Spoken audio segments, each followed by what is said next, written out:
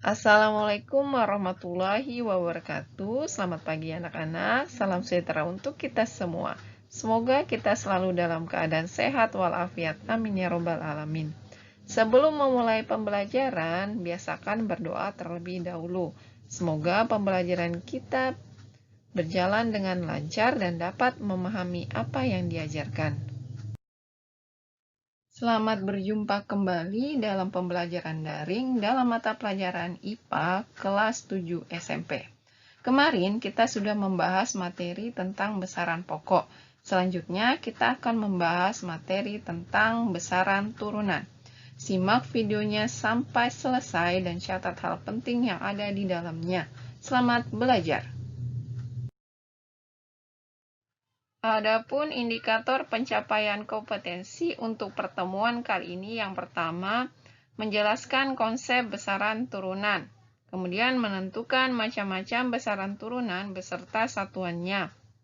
Dan melakukan pengukuran besaran turunan, luas, volume, dan massa jenis menggunakan alat ukur yang dijumpai dalam kehidupan sehari-hari. Apa itu besaran turunan? Besaran turunan adalah besaran yang diturunkan dari besaran pokok. Berikut tabel besaran turunan beserta lambang, satuan, dan lambang satuannya. Luas, lambangnya A kapital, satuannya meter persegi, lambang satuannya M pangkat 2. Volume, lambangnya V kapital, satuannya meter kubik, lambang satuan meter pangkat 3. Kecepatan, lambangnya V kapital, satuan meter per sekon, lambang satuan M per S. Percepatan, lambangnya A kecil, satuannya meter per sekon kuadrat, lambang satuan M per S pangkat 2. Gaya, lambangnya F kapital, satuan Newton, lambang satuan N sama dengan kg kali M per S pangkat 2. Usaha, lambangnya W kapital, satuannya Joule, lambang satuan J sama dengan kg kali M pangkat 2 per S pangkat 2. Konsentrasi larutan tidak ada lambangnya, biasanya langsung ditulis konsentrasi larutan. Satuannya gram per liter, lambang satuan G per L kapital. Laju pertumbuhan sama, tidak ada lambangnya. Satuannya meter per sekon, lambang satuan M per S.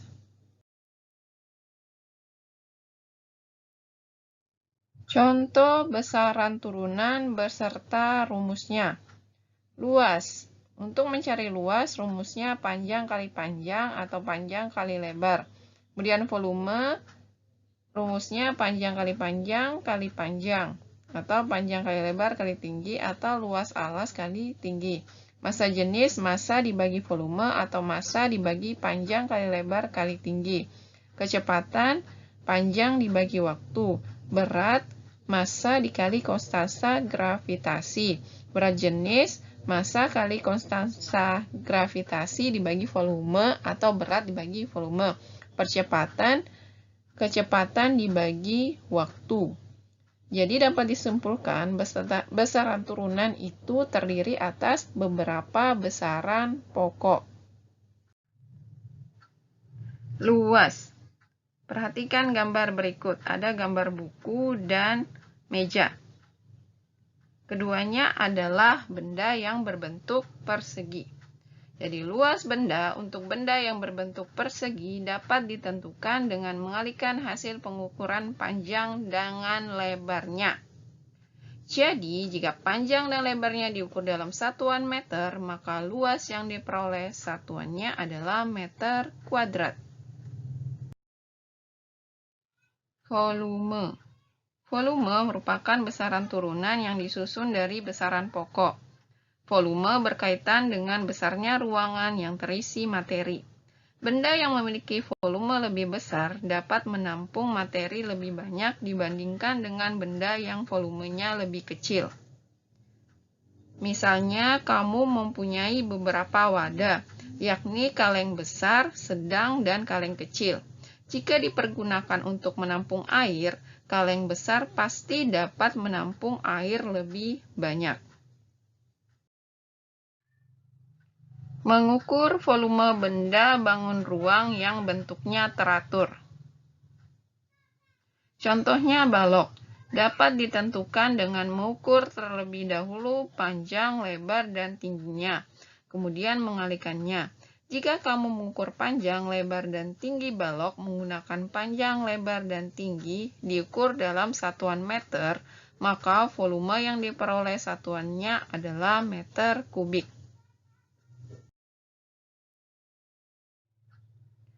Mengukur volume benda padat yang bentuknya tidak teratur.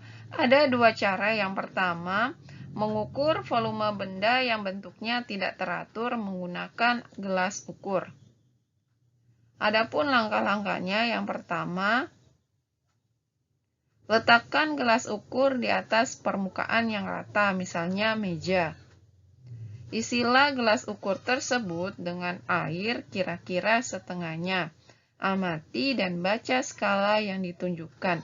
Nyatakan pengukuranmu sebagai V1.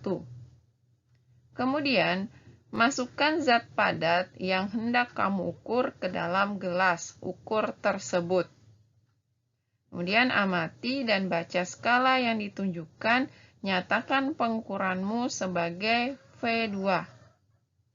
Tariklah kesimpulan untuk menyatakan volume zat padat tersebut, yaitu dengan cara menentukan selisih dari hasil kedua bacaan, atau volume zat padat sama dengan V2 kurang V1. Contoh soal. Banu mengukur volume benda tak beraturan menggunakan gelas ukur.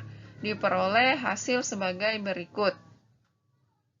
Hasil pengukuran volume yang diperoleh Banu adalah, diketahui V1-nya adalah 50 ml. Kemudian V2-nya adalah 80 ml. Kenapa menjadi volume mililiter? Yaitu setelah dimasukkan batu. Apa yang ditanyakan? Yaitu volume batu tersebut. Jawab. Volume batu sama dengan V2 kurang V1. Jadi V2 adalah volume setelah dimasukkan batu dan V1 adalah volume sebelum dimasukkan batu. Yaitu V2-nya sama dengan 80 ml dikurang V1-nya yaitu 50 ml. Hasilnya 30 ml. Kemudian kita bisa konversi menjadi liter. Hasilnya 3 kali 10 pangkat minus 2 liter. Atau kita konversi lagi, jadi 3 kali 10 minus 2 desimeter kubik. Dan kita bisa konversi lagi, hasilnya 3 kali 10 pangkat minus 5 meter kubik. Jadi, volume batu sebesar 3 kali 10 pangkat minus 5 meter kubik. Mengukur volume benda yang bentuknya tidak teratur menggunakan gelas ukur dan gelas berpancuran. Langkahnya sebagai berikut. Letakkan gelas ukur dan gelas pancuran di atas permukaan yang rata, misalnya meja. Kemudian, isilah gelas berpancuran tersebut dengan air sampai batas lubang gelas berpancuran. Kemudian, taruh gelas ukur tepat di bawah mulut lubang gelas berpancuran. Selanjutnya, masukkan zat padat yang hendak kamu ukur ke dalam gelas berpancuran tersebut. Tentu air akan tumpah menuju gelas ukur. Terakhir, amati dan baca skala yang ditunjukkan pada gelas ukur. Nyatakan pengukuranmu sebagai volume zat padat yang diukur. Atau dengan rumus, volume zat padat sama dengan volume air yang tumpah ke dalam gelas ukur.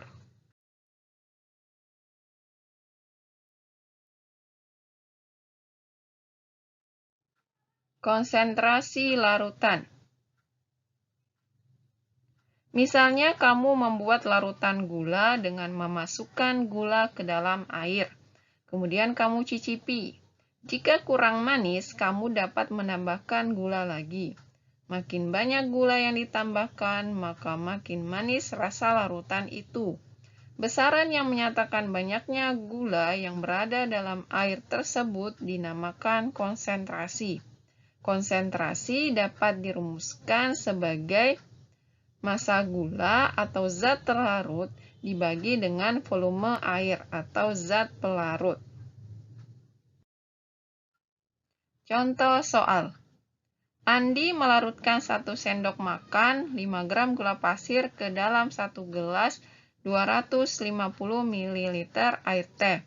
Hitunglah konsentrasi gula dalam air teh. Diketahui massa gula pasir sama dengan 5 gram. Volume air teh sama dengan 250 ml. Karena konsentrasi larutan satuannya adalah liter, maka kita konversi 250 ml ini menjadi liter. Hasilnya 0,25 liter. Ditanyakan konsentrasi gula dalam air teh. Rumusnya konsentrasi gula dalam air teh sama dengan massa zat larut per volume larutan. Hasilnya 5 gram per 0,25 liter sama dengan 20 gram per liter.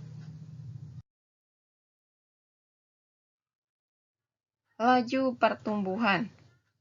Besaran panjang dan waktu dapat digunakan untuk menentukan pertumbuhan tanaman. Misalkan kalian menanam kacang hijau. Pada pengukuran awal diperoleh tinggi tanamanmu 20 cm. Dalam waktu 10 hari tingginya menjadi 60 cm. Kalian dapat menentukan berapa pertambahan tinggi kacang hijau tiap harinya, yakni laju pertumbuhan sama dengan pertambahan tinggi per selang waktu sama dengan 60 kurang 20 cm per 10 hari sama dengan 4 cm per hari. Contoh soal. Pengukuran awal tinggi tanamanmu adalah 10 cm. Dalam waktu 5 hari, tinggi tanamanmu menjadi 12 cm. Dengan demikian, laju pertumbuhan tanaman dapat dihitung sebagai berikut. Diketahui tinggi awal sama dengan 10 cm, tinggi akhir 12 cm. Pertambahan tinggi sama dengan tinggi akhir kurang tinggi awal. Ditanyakan laju pertumbuhan tanaman. Rumusnya adalah laju pertumbuhan tanaman sama dengan pertambahan tinggi per selang waktu. Sama dengan 12 cm kurang 10 cm per 5 hari. Hasilnya 2 cm per 5 hari. Sama dengan 0,4 cm per hari. Besaran skalar dan besaran vektor. Besaran skalar adalah besaran yang hanya mempunyai nilai atau besar tetapi tidak mempunyai arah. Contohnya volume, massa, waktu, dan jarak. Sedangkan besaran vektor adalah besaran yang mempunyai nilai atau besar dan arah. Contohnya perpindahan, kecepatan, gaya, dan percepatan.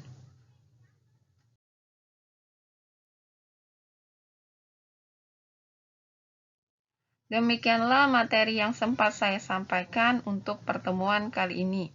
Minggu depan kita akan mengadakan ulangan harian bab pertama objek IPA dan pengamatannya. Selanjutnya, silakan mengerjakan tugas yang dilampirkan di Google Classroom masing-masing. Assalamualaikum warahmatullahi wabarakatuh.